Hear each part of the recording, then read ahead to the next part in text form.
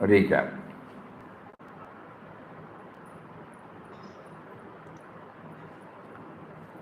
Summary of what we have discussed so far. No? First, the introductory part was there. What it is now. Beloved Papa beautifully describes the Bhagavad Gita as a veritable mosaic. Mosaic of eternal wisdom.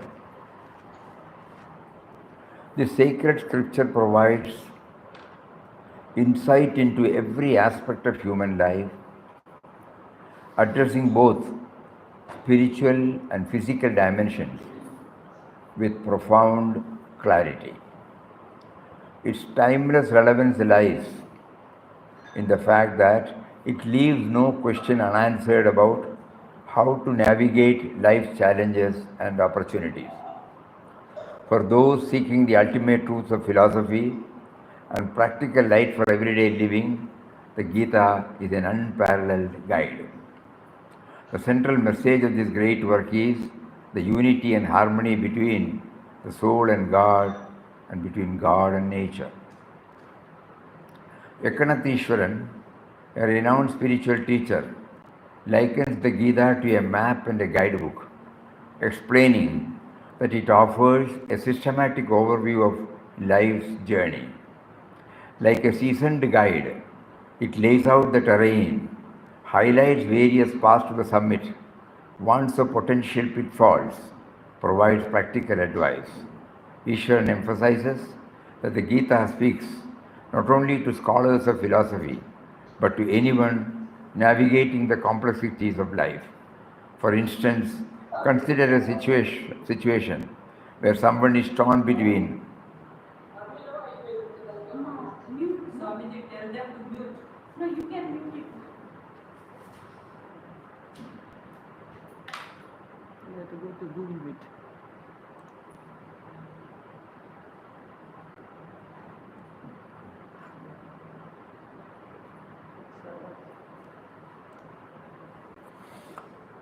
Beloved Papa captures the essence of the Gita as the spontaneity of life born of egoless purity and innocence.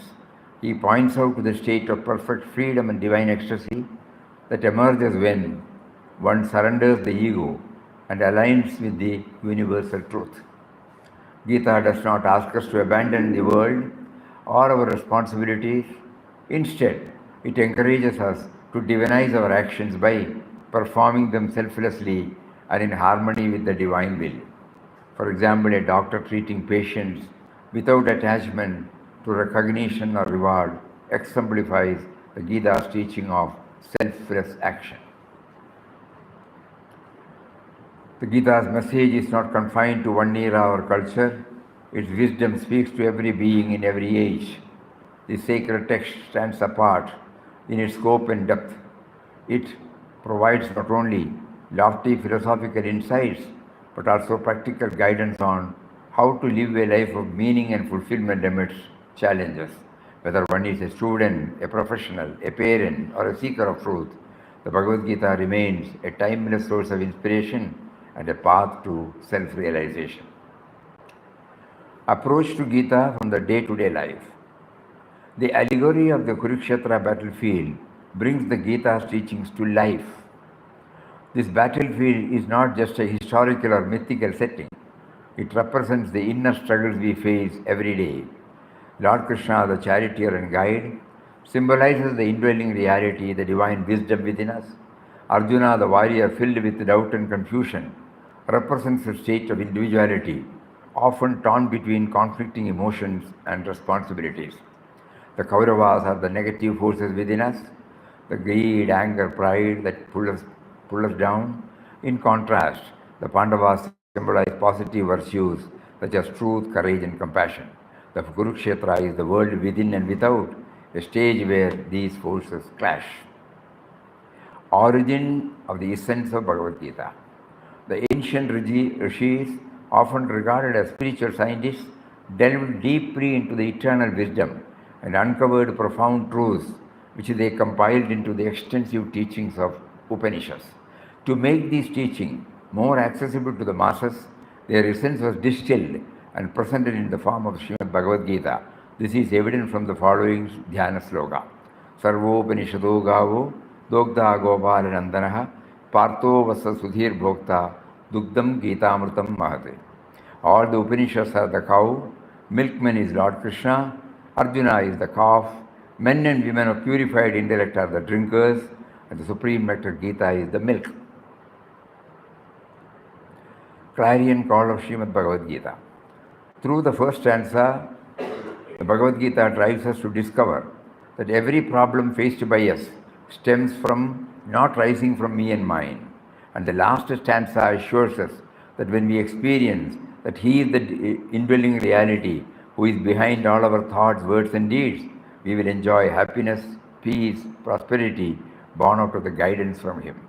In other words, Bhagavad Gita is directing us to move from me and mine to me to we and then me to Him.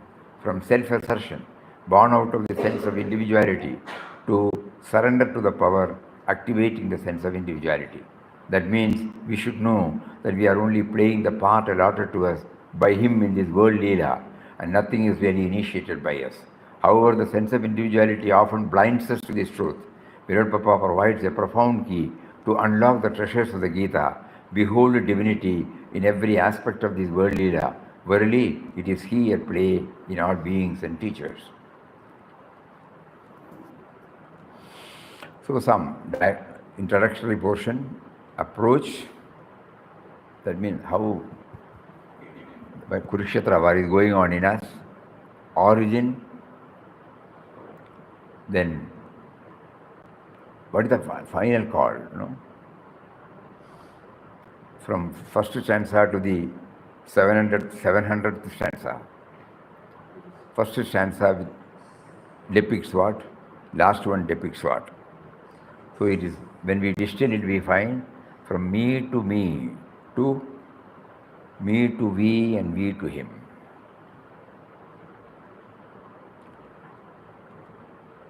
And for that, we always remind through Papa's words, behold divinity in every aspect of this world Leela.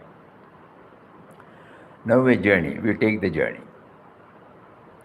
Srimad Bhagavad Gita is an 18-roomed mansion, each room having unique dimension containing different number of slokas on varied topics, all pointing out the central theme of developing harmony at home, at workplace, and with friends, for which the only way is to see His role in anything and everything. It may be very difficult to go through all rooms, chapters, and register the contents in one attempt or even in a few attempts. The chart gives an overview of its voluminous factor. As beginners, we make initial visits to all the rooms, observe what stands out to us, and attempt to connect each observation with the overreaching theme. Regular revisits to each room will gradually provide greater clarity on the thread that runs through them all. At the same time, we must endeavor to interpret the theme in our own way, for only then it will truly become our own, rather than a mere copy-paste exercise as it often is now. The Gita's 18 chapters are likened to rooms in a mansion, each focusing on unique spiritual practical teaching. Arjuna Vishada Yoga with 47 slokas highlights the delusion caused by the attachment to me and mine. 72 slokas, Sankhya Yoga with 72 slokas explores the immortality of the soul, detachment from results, equanimity in action. Karma Yoga with 43 slokas emphasizes selfless action performed without attachment or aversion. Jnana Karma Sannyasa Yoga discusses with 42 slokas the realization of non-action in action. Number 5. Karma Sannyasa Yoga with 29 slokas advocates detached action while remaining engaged in the world. 6. Atma Samyama Yoga with 47 slokas highlights mind control, devotion and moderation. Jnana Vijnana Yoga with 30 slokas explains the one divine source behind all creation. Akshara Brahma Yoga with 28 slokas stresses the inevitability of death and remembering God at the time of passing. Rajavidya Rajaguhya Yogam with 34 shlokas encourages offerings, all actions to God as acts of devotion. Vibhuti Yoga with 42 shlokas recognizes divine manifestation in the world and virtues like truth and patience.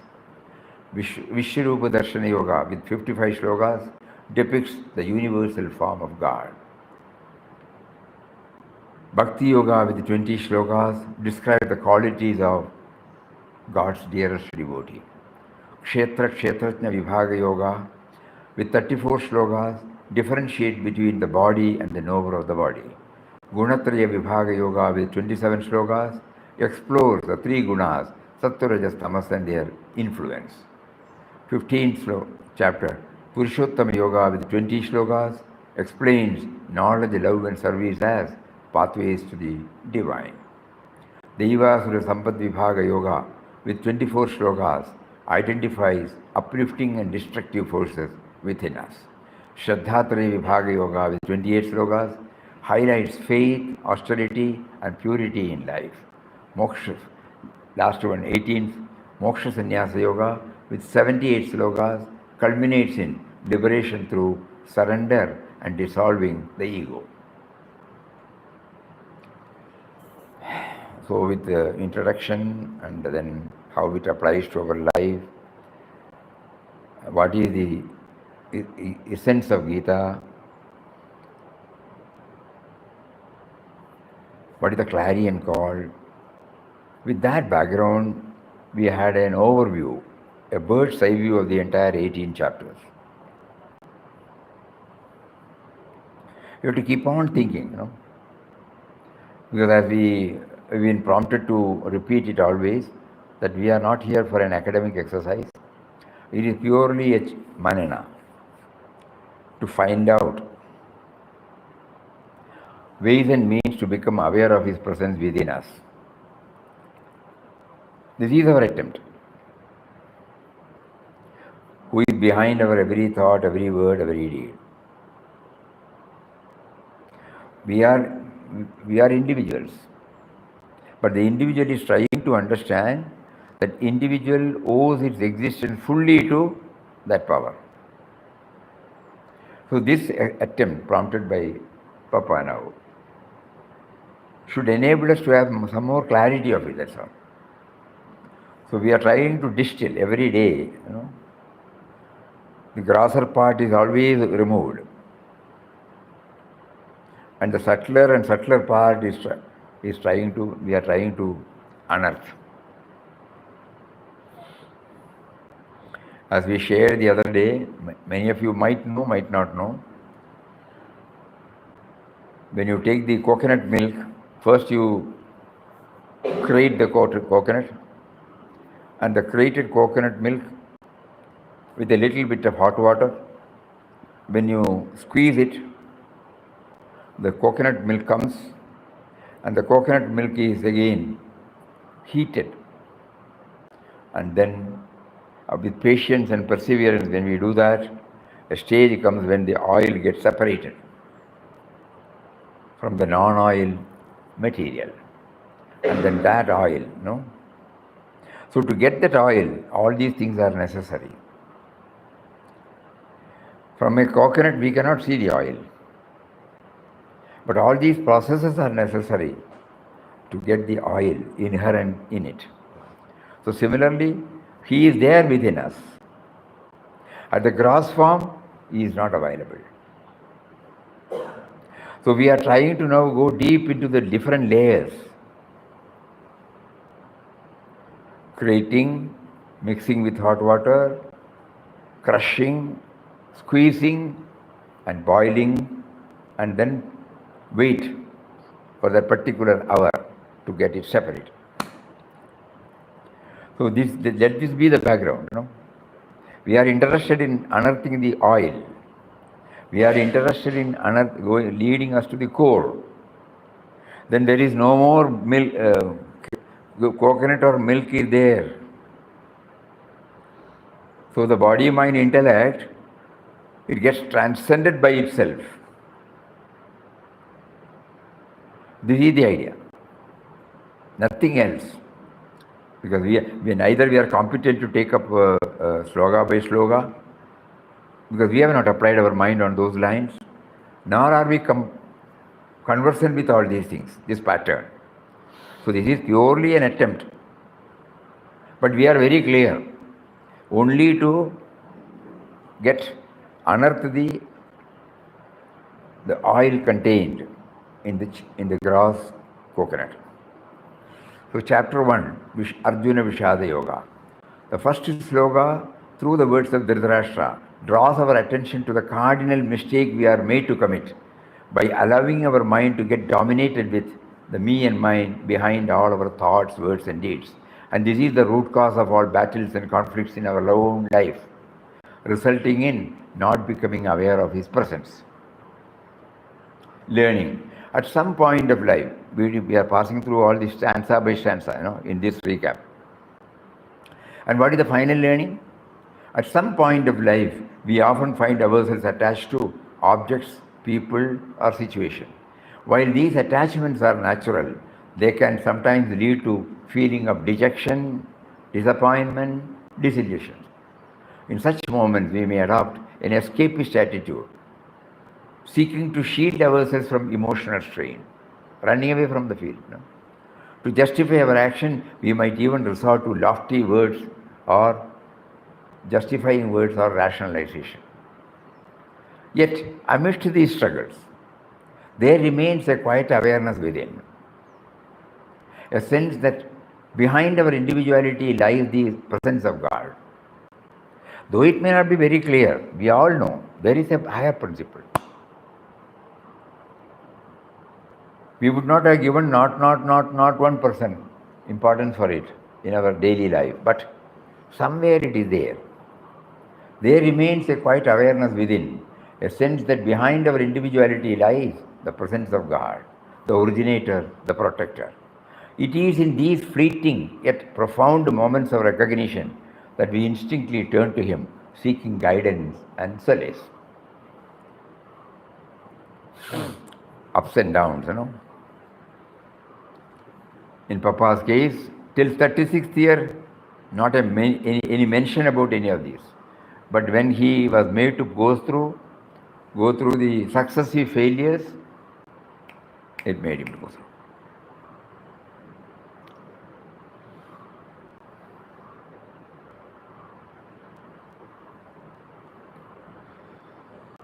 Then this reflection brings into the mind the words of Vinobaji.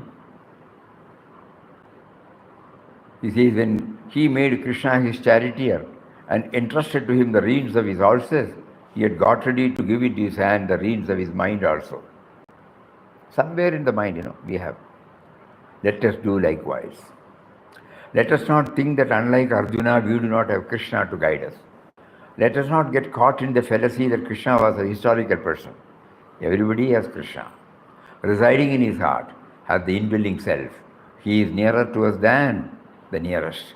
Let us bear our heart with all its impurities and weaknesses before him and say, O Lord, I take refuge in you. You are my sole guide, my master. Show me the right path. I shall follow it. If we do so, Arjuna's charioteer too will be our charioteer too. We shall hear the Gita from his own lips. He will lead us to victory. This is the learning. According to us, this is the learning. These words remind us that Krishna is not confined to history, but lives within each of us, ready to guide when we open our hearts to him.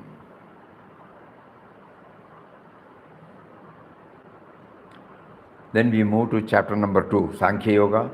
In our daily transactions, we are often driven by the notions of me and mine, confined within the boundaries of the body-mind intellect complex. Sri Krishna in this chapter emphasizes the transient nature of the physical body and reveals the eternal essence of our true self. To liberate ourselves from the grip of individualistic desires and attachments, Krishna advocates the cultivation of equanimity in all circumstances. By maintaining a balanced mind, unaffected by the ever-changing highs and lows of life, we can transcend the limitation of the ego. This inner stability paves the way for mental clarity, enabling us to recognize the divine presence in every thought, every word, and every action. With this awareness, we are guided to act with wisdom, purpose, a sense of higher alignment. So the first one made us to think that Krishna is within us, God is within us. The second one is, the methodology is to develop, if anything and everything, if He is there, the individual, the sense of individuality need not get perturbed at all. So it has to reach a state of Sthita Prajna, man of steady wisdom. From there, this is the learning. Each problem arises from the sense of individuality, which is rooted in the body, mind, intellect. We tend to respond to events and people from this limited perspective.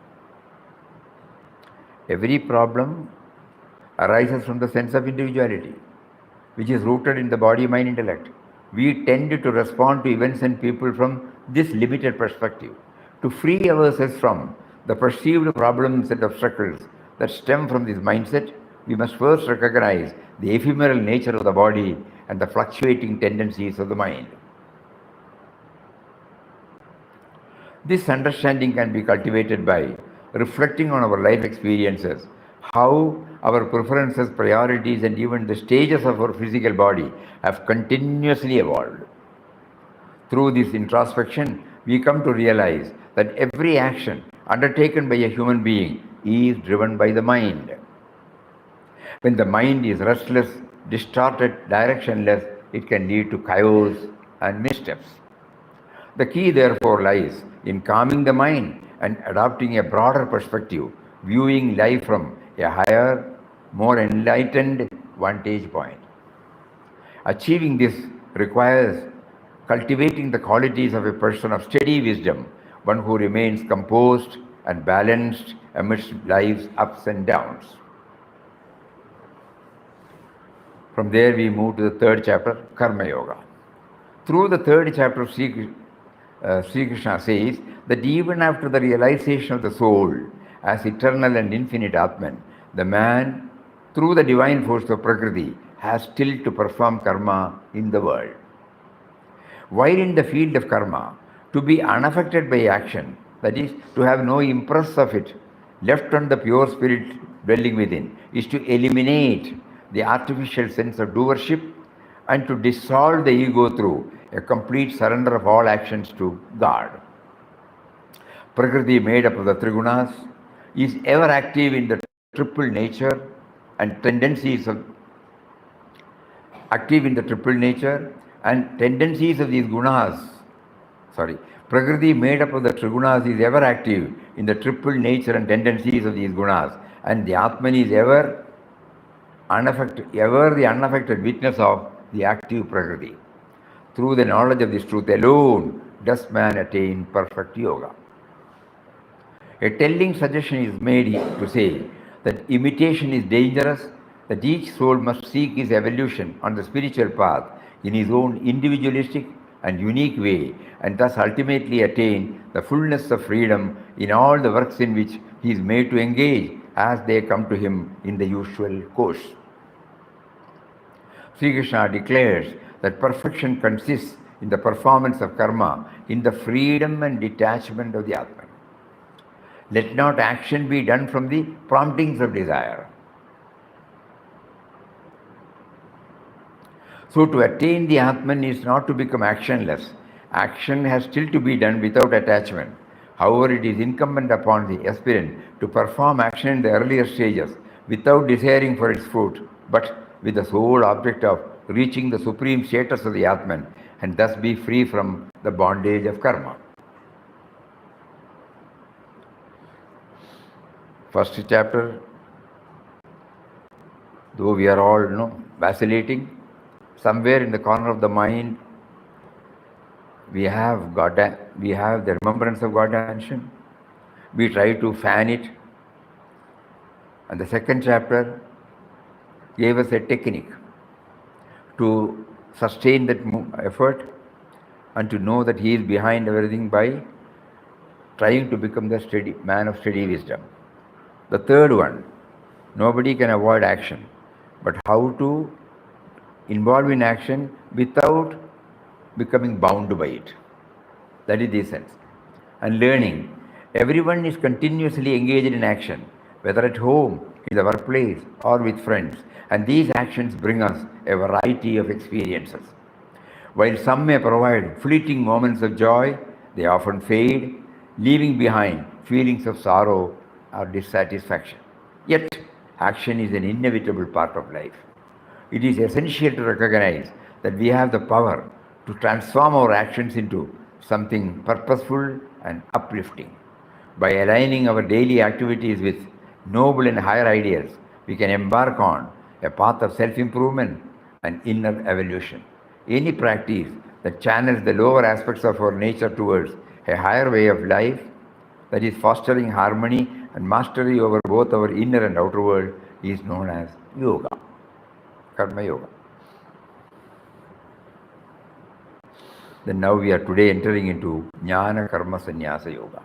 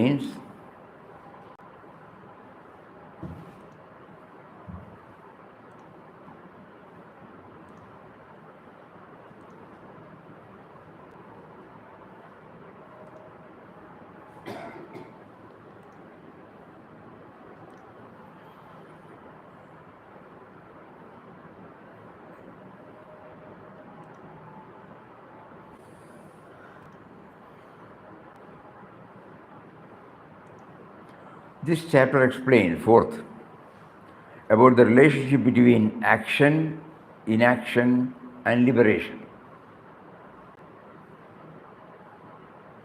It emphasizes the following key points: complexity of action and inaction. Even wise sages often struggle to discern between righteous and unrighteous action. True understanding requires deep insight into the nature of action and its higher purpose.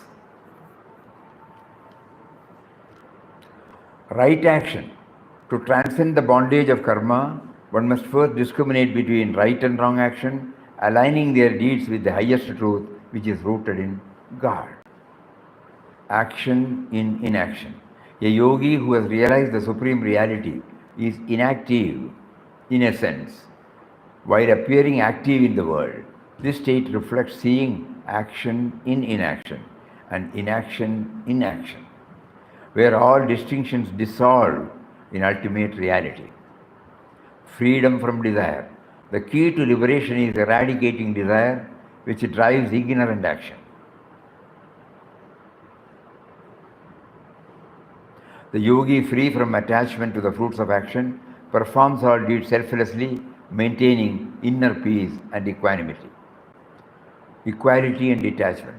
The enlightened individual remains unaffected by gain or loss, success or failure, performs all actions as offerings to the divine without personal attachment or envy. Eternal nature of work. The act of work, its results, the energy behind it all originate from the same eternal source. Realizing this truth enables one to transcend the cycle of karma and attain unity with the eternal. Ultimately, the chapter highlights the path of the karma yogi, who acts with detachment and divine awareness, achieving liberation while living in the world. The caption itself says, karma sannyas, jnana karma sannyasa yoga. Not merely acting, you are also trying to bring the jnana aspect. That is jnana what? Jnana that he is behind. Shlokas, you will have a quick run.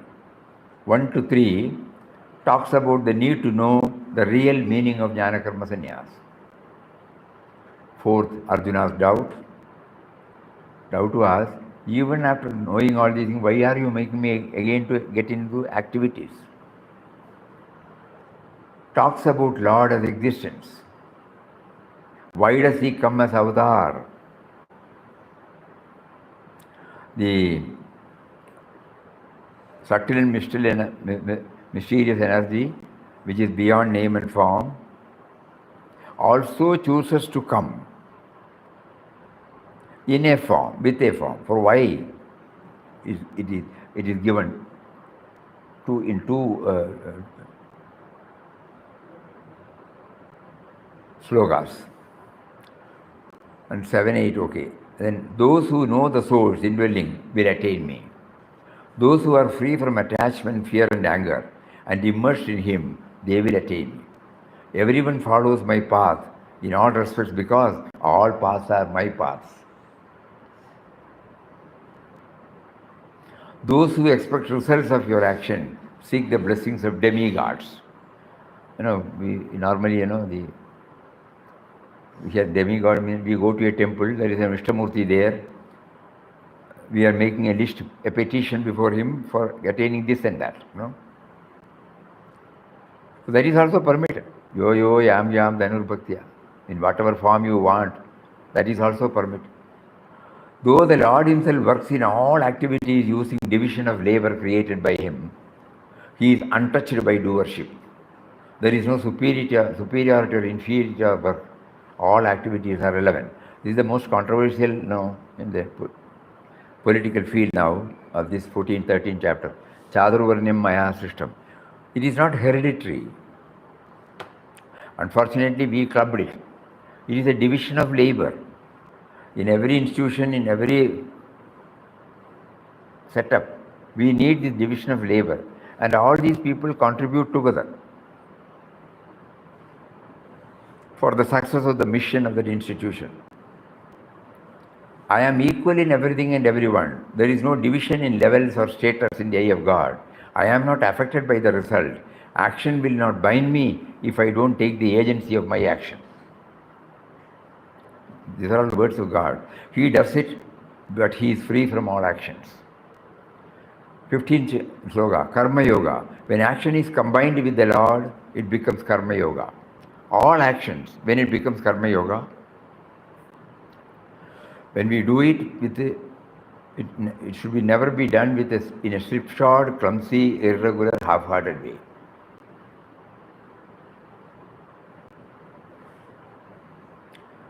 Then 16. It is better to have some clarity on action and inaction. We should have the knowledge of action which redeem the individual from entanglements of material existence. One should have clarity on the action which connects one to God, with God, which disconnects one from with God, and such actions to be avoided. 17. 18. When action becomes spontaneous, natural, free from any vested interest, it becomes inaction. That means the sense of agency is absent.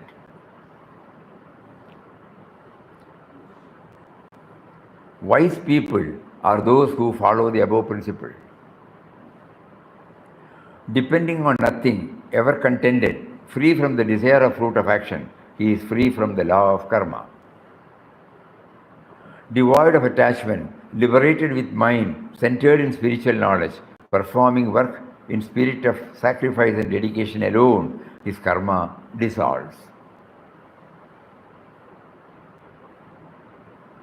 The different facets of karma owe their origin to only one source. How bodily actions can be offered at the altar of the Lord is vividly explained. In knowing the above, one will be free. Offering the share of wisdom at the feet of Lord is superior to all other offerings.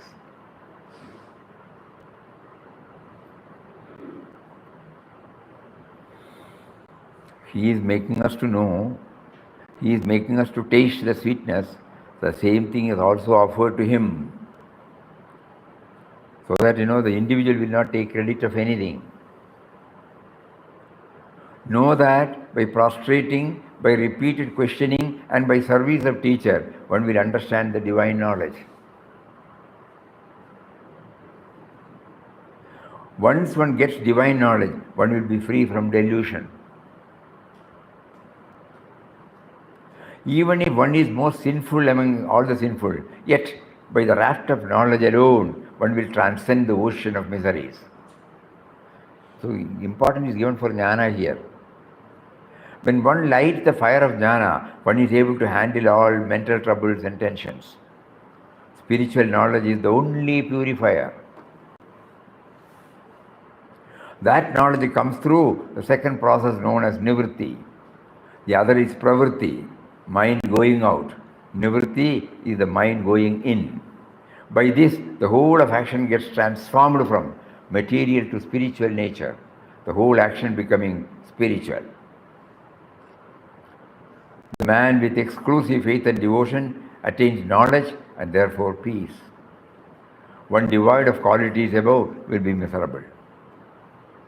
And final, 41 and 42, he says, individually dedicating our actions to the Lord and free from all doubts, he is not bound by any of his actions. Dedicating. So in this, a few shlokas,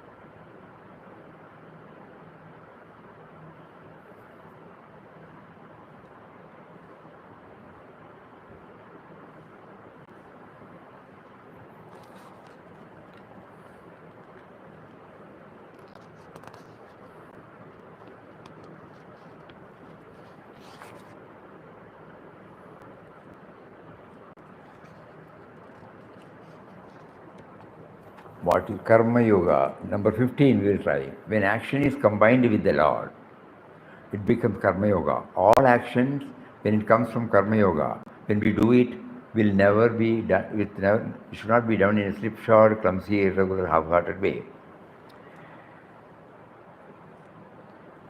Nadate kasyajit papam nachaiva sugridam vibhuhu ajnanena avridam jnanam tena mukhyanti jandavaha. Oh, English.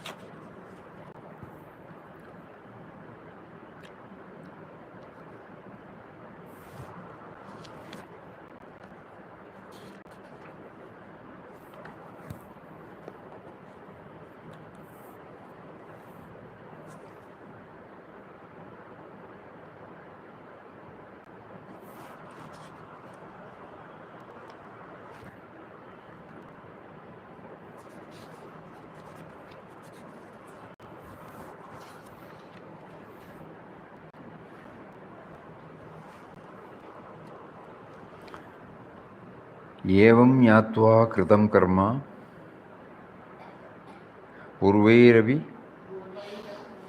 मोक्षुभिः कुरु कर्मैव तस्मात् त्वं पूर्वतरं कृतं. Having known this, The ancient seekers after freedom also performed action. Therefore, you too perform action, as did the ancients in the olden times. After knowing me that I am a non-agent, I have no longing for the fruits of action, and realizing the all-full selfhood, there shall be no more any desire or egoistic vanities. The technique of Karma Yoga, as enunciated and propounded in the last chapter, was practiced, says Krishna, even in olden times by many an intelligent seeker. In short, there is nothing new in the path of action as propounded in the last chapter, and all seekers trying to realize their self had been following the same technique. Therefore, there is enough evidence to prove its efficiency, and thus Krishna informs Arjuna that he will be well advised if he too were to perform selfless actions as explained earlier.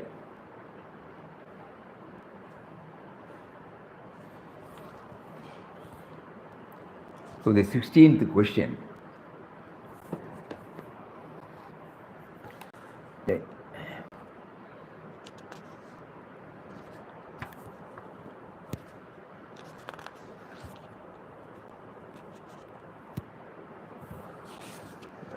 Different.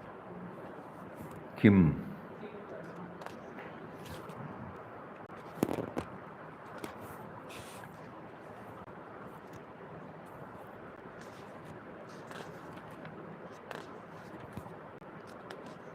Kim karma kimakarmeti kavayo putra mohitaha tattat karma pravachyami yajnatva mokshase shubhad. What is action? What is inaction?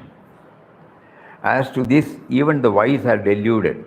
Therefore, I shall teach you action, the nature of action and inaction, by knowing which you shall be liberated from the evil of samsara, the wheel of birth and death. It is quite familiar to all of us to conceive and understand that action means movement of the limbs with relation to things in the outer world, and inaction means a state of existence wherein there is a total cessation of such vigorous and conscious movements. This is the popular definition of action and inaction, which no doubt is quite acceptable as far as the everyday happening of life are concerned. But from the philosophical standpoint, in a divine angle of view, the concept and the feature of both action and inaction change. For purposes of self-development, when we look at the problem of action, it is to be valued not merely by observing its manifested qualities, but we must take into consideration the unmanifested but subtly working motives behind these very same actions. Motive behind the action.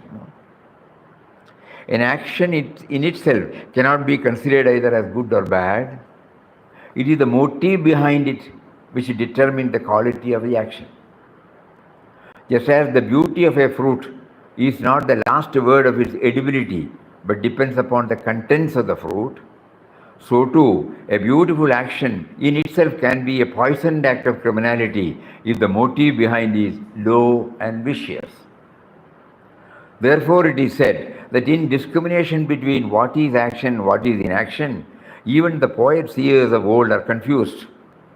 The word kavi nowadays is mainly used for the poets in the name of the rishis, the seers, any inspired man recognizing and expressing a truth that is noble and immortal is called a kavi. After stating this difficult problem of discriminating between action and inaction, Krishna promises here that he will teach Arjuna what exactly constitutes right action, by knowing which naturally one can save himself from evil.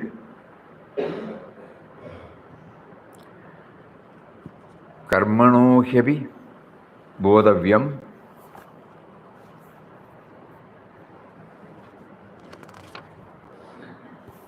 bodhavyam cha vikarmanaha akarmanascha bodhavyam gahana karmano gati.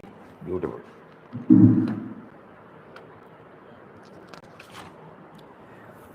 For verily the true nature of right action should be known, also that of forbidden action and of inaction impenetrable is the nature of action. Life means activity. Where activity has ended, death has entered in. Inactive life alone can be progress or deteriorate. A stagnant pool of water decays itself, soon gets petrified, while the flowing waters of the river ever keeps itself useful, pure, clean. Life being dynamic, it cannot cease to function, even for a moment. Complete cessation from activities is impossible as long as life exists. Activity, therefore, is the very cornerstone of life.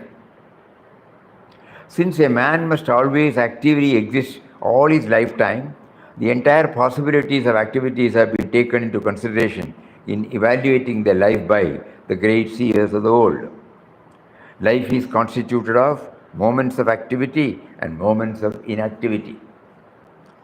Through inactivity, neither progress nor deterioration is ever possible. Static. Deep sleep or periods of complete cessation existence are intervals of total holidaying from life, and they can neither make nor mar the individual's progress in his evolution. Periods of activity create man. This creative period depends upon what type of activity we venture upon. Activities can be two types, according to the ancient seers. An activity can be constructive or destructive. Constructive activities are termed here as karma, which contribute toward the evolution of the individual. Destructive activities are those that are totally condemned by the Shastras because they tend to devolve the individual, and they are termed in our text as vikarma. The constructive activities, karma, can be of three kinds: nitya, naimittika, kamya. Krishna is advising here that in the largest implication of the Vedic technique, karma need not be only ritualism, it can bring with embrace all dedicated activities.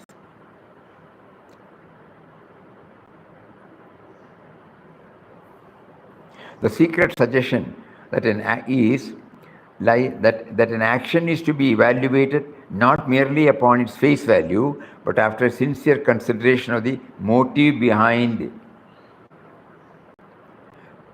it. If the motive or desire or intention of one be pure and constructive, then the action too is noble and meritorious for that particular individual. Since in this evolution of action, the individual factor is very, very predominant, it is indeed true that one must exclaim with Krishna over the impenetrability of the nature of karma. And then,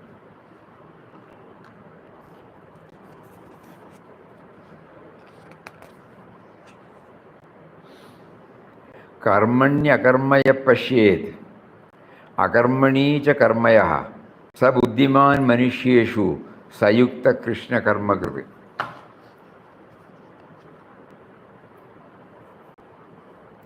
He who recognizes inaction in action and action in inaction is wise among men. He is a yogi, a true performer of all actions. Action, as we have already seen, is a gross expression of the outer world of some known or unknown deep desire in the intellect. A complete state of actionlessness would be necessarily the state of desirelessness or the state of infinite Godhead. But the goal indicated here is not this state of infinite perfection, but here it shows only a wayside station on the pilgrimage. A true and diligent man can discover and recognize in himself that even in his physical inaction, there is an intense mental and intellectual activity. And he can also recognize that even in the midst of the most intense activities, himself as an observer of it is reveling in inactivity.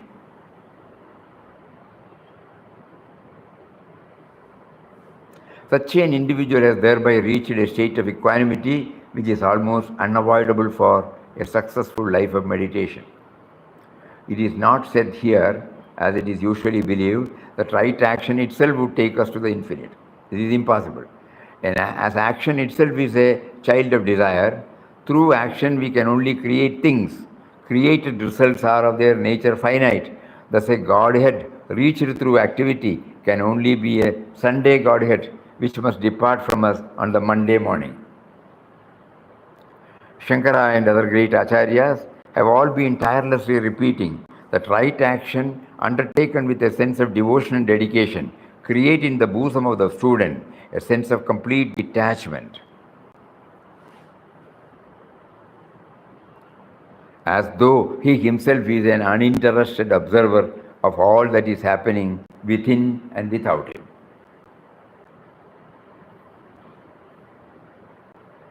When we were children, we used to read the biography of a great Mahatma in Tamil Nadu. He is named as Annadana Shivan. In those days, utter poverty was there, especially in village areas. So this man will go to every village. He will go to a few houses, relatively wealthier people, and tell them that tomorrow I would like to give a feast. So please try to organize and help. Because of his nobility, immediately people will gather together and traders will give all the provisions. Somebody will organize for on those days there were no gases. So firewood, stones, this and that, big vessels. And this Annadana Shivan will cook. And at that time, all the villagers will come and sit as one great family, and he will serve. After the serving is over, he will take his upper cloth and leave. He will not take. He will go to the next village, take bhiksha, and then continue his vocation. Everybody knows that. He is prompted to do all these things, but he is not bound by any action. But activity is still there.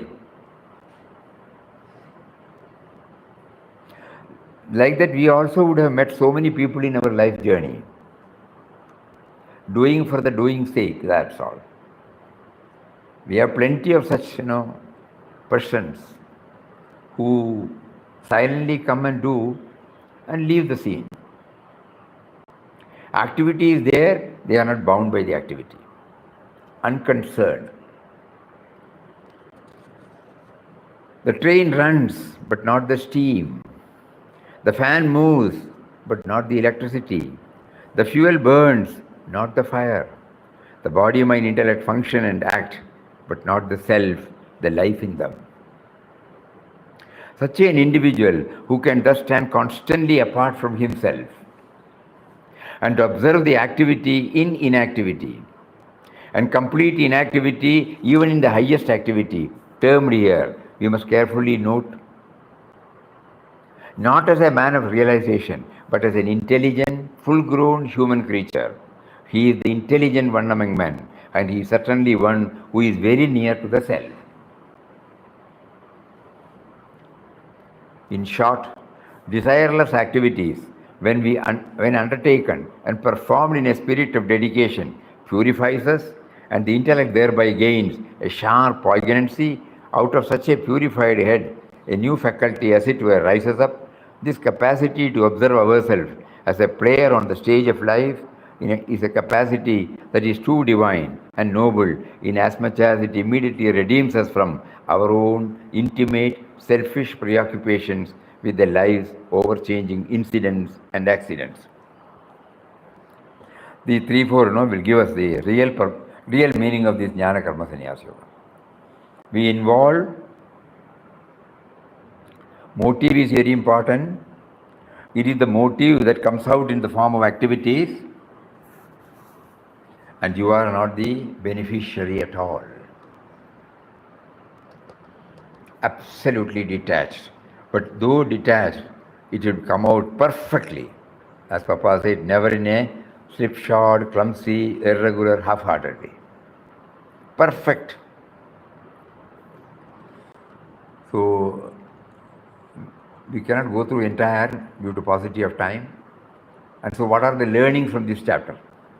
Through an earlier training in Karma Yoga, when an individual has integrated his mind and intellect, he becomes fit for the absorption and assimilation of the great truth through the process of contemplation and meditation. Therefore, there is a strong recommendation of the path of knowledge here in this chapter. Jnana Karma Sanya. So, Karma Yoga with Jnana Yoga. There is a happy marriage between these two. Spiritual knowledge is the ultimate purifier. It is attained through nivritti, unlike pravritti. Through nivritti, actions are performed from a material to a spiritual nature, leading to spiritualized actions. God descends to remind humanity of right and wrong actions and guide responses accordingly. The purpose of this descent is to protect the good, correct the bad, eliminate destructive tendencies in individuals. The elimination is metaphorically compared to removing irredeemable items from a wardrobe to make space for new, better ones. Those two stanzas are also very important. Normally you would have heard from many quarters.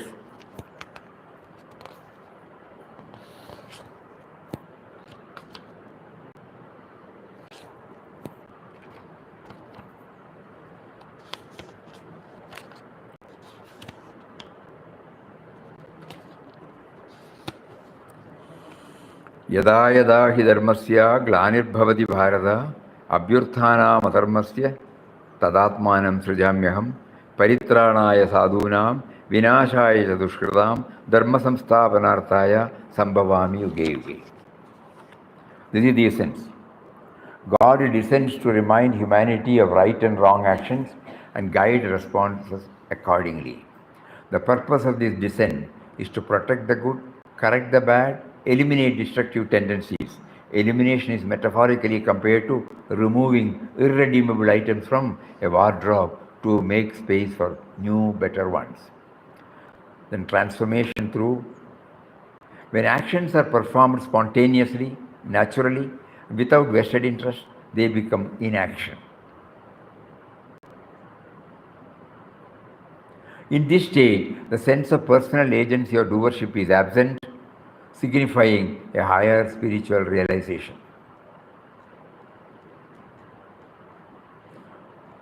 So these are all some of the learnings from this chapter. A very important one, because all of us are involved in family life, professional life, social life, individual life. So activities are there. So these two, Karma Yoga and Jnana Karma Yoga, Sannyasa Yoga, is definitely, giving us some light. So we have to ponder over.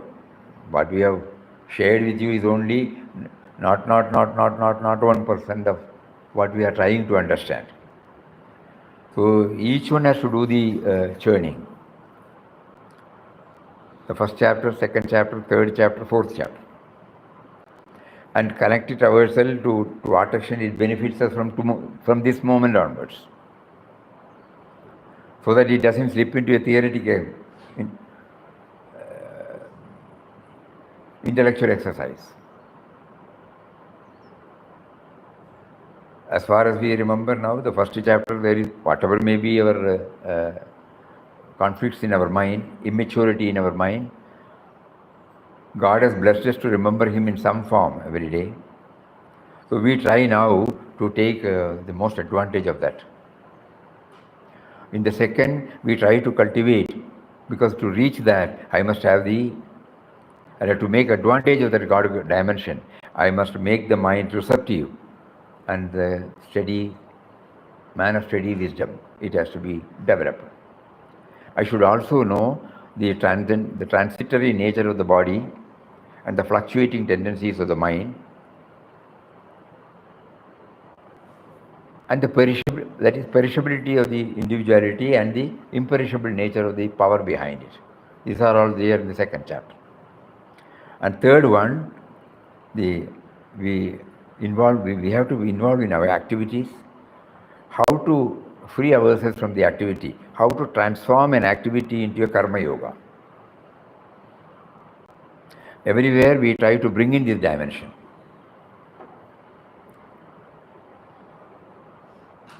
It does not bind us. So that means, to the minimum extent, if the activities are free from vested interest, then it becomes karma yoga. We are prompted, we are doing, that's all. No prefix or suffix. Then we come to the jnana karma sannyas. There, we are trying to remember. We are trying to bring in, along with our activity,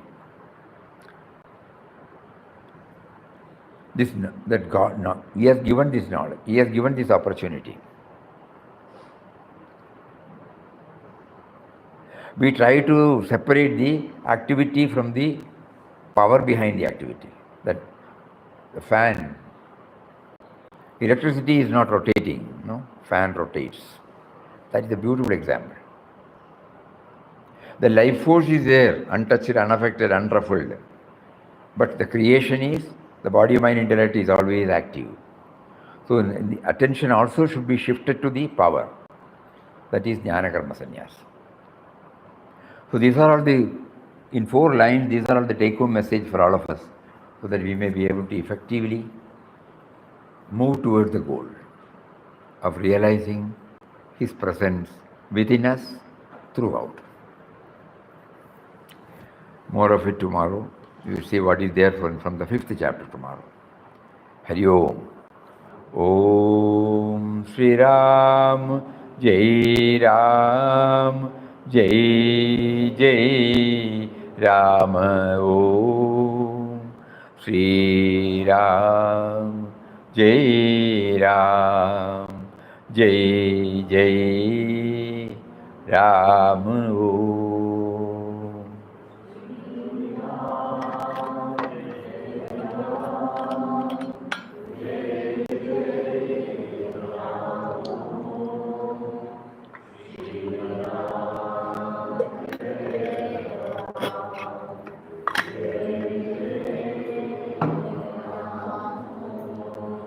Shri Ram Jai Ram Jai Jai Ram. Om Shri Ram Jai Ram Jai Jai Ram. Om.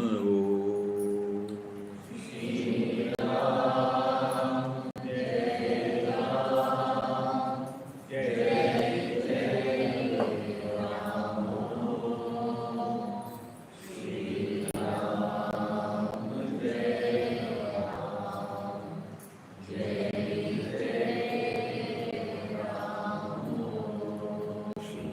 Ram Jai Ram Jai Jai Ram. Shri Ram Jai Ram Shri Ram Jai Ram Jai Jai Ram.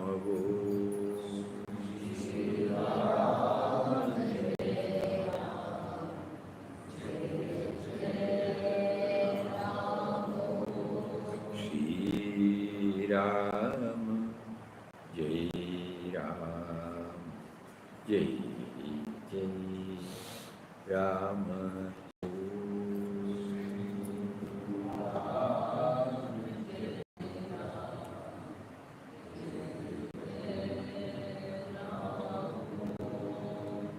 Hari Om to everybody. Hari Om. Hari Om. Namaskaram, sir. Namaskaram, namaskaram. Namaskaram, namaskaram. Namaskaram. Hari Om, Hari Om.